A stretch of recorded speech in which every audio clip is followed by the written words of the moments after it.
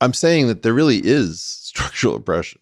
I mean, if you train uh, a, a, a deep learning system on exclusively white faces, it's going to get confused. Yeah. So let's not disagree that there are real issues around this. In fact, that's an issue of innovation in data. Your data should be responsive. On the other hand, there are things we can't do anything about that are actually, fundamental.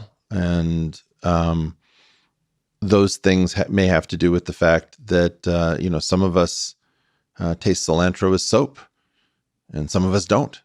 Like, there are differences between people, and some of them are in the hardware, some of them are in the firmware, some of them are in the software that is the human mind.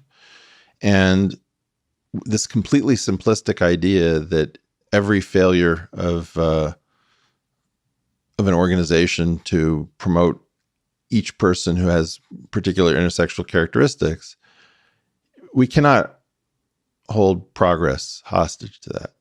And you've talked about, perhaps we'll save this for another time because it's such a fascinating conversation. You talked about this with Glenn Beck, is the whole sort of stagnation of growth and all that kind of stuff. Your idea is that in as much as the current situation is a kind of Ponzi scheme, the current situation in the United States is a kind of Ponzi scheme built on the promise of constant, unending innovation. We need to fund the true innovators and encourage them and empower them and sort of culturally say that this is what this country is about, is, well, let's put it this way. The brilliant minds. We're going to kill each other if we don't grow. Growth is like an immune system, and you always have pathogens present. But if you don't have growth present, you can't fight the pathogens in your society. And right now, the pathogens are spreading everywhere. So if we don't get growth into our system fairly quickly, we are in really seriously bad shape. So it's very important that if I had a horrible person who was capable of building something that would give us all a certain amount of what I've called financial beta to some new technology, where we all benefit, let's say quantum computing comes in and everybody, the dry cleaner has a quantum computing angle, right? Yes. Okay. That's necessary to keep this system that we built going. We can try to redesign the system, but our system expects growth, and we've starved it for growth. And the madness that we're seeing is the failure of our immune system to be able to handle the pathogens that have always been present. So people, can say, well, this was always there. Yes, it was. What's changed was your immune system. We have got to make sure that, one, we understand why diversity is potentially really important. We have mined certain communities to death. You and I are Ashkenazi Jews. Everyone knows that Ashkenazi Jews are good at technical stuff. We know that the Chinese are good at technical stuff. The Indians have many people who are good at technical stuff, as the Japanese. I also believe that we have communities where, if you think about the Pareto idea of diminishing returns, if you've never mined a community, many of the people you're going to get at the beginning are going to be amazing.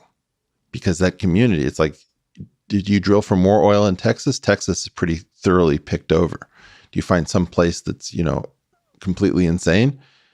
Maybe there's oil there. Who knows? In particular, I would like to displace our reliance on our military competitors in Asia, in our scientific laboratories, with women, with African Americans, with Latinos, people who are in different categories than we have traditionally sourced. And I would like to get them the money that the market would normally give these fields were we not using visas in place of payment, right?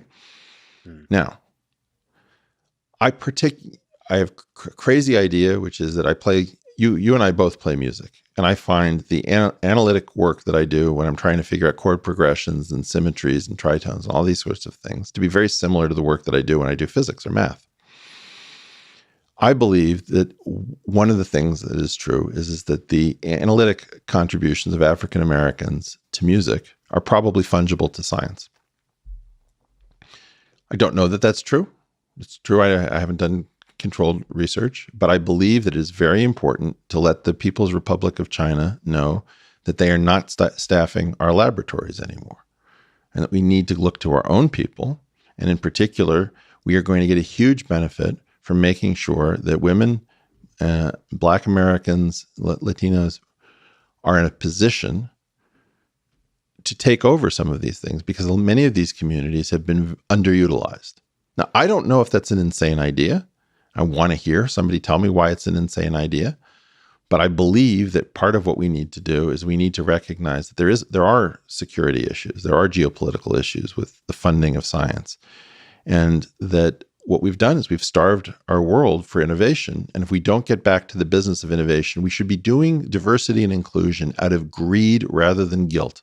Now, part of the problem with this is that a lot of the energy behind diversity and inclusion is based on guilt and accusation. Yeah.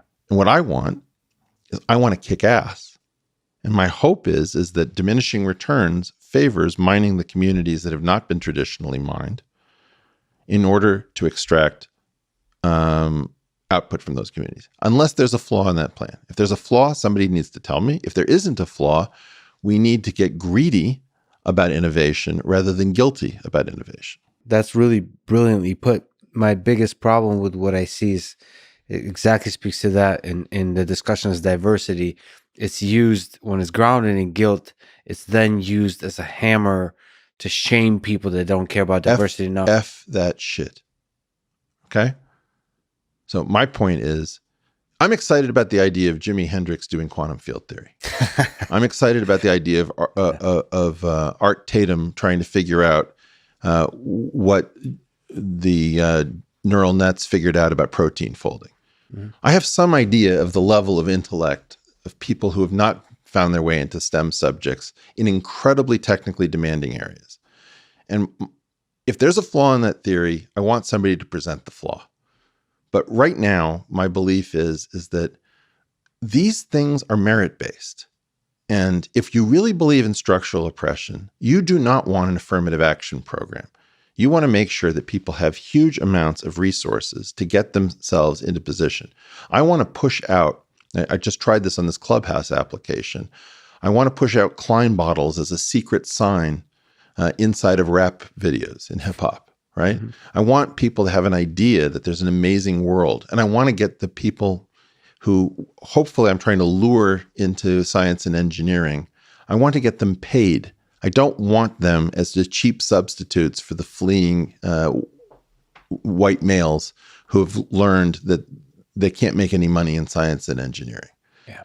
So the problem is that we need to take over the ship, Lex.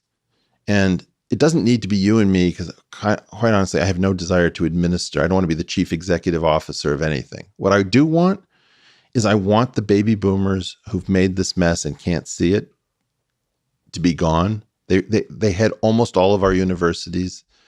And I want fresh blood, fresh resources. I want academic freedom, and I want greed for our country and for the future to determine diversity and inclusion, as opposed to shame and guilt, which is destroying our fabric. That's as good of a diversity statement as I've ever heard.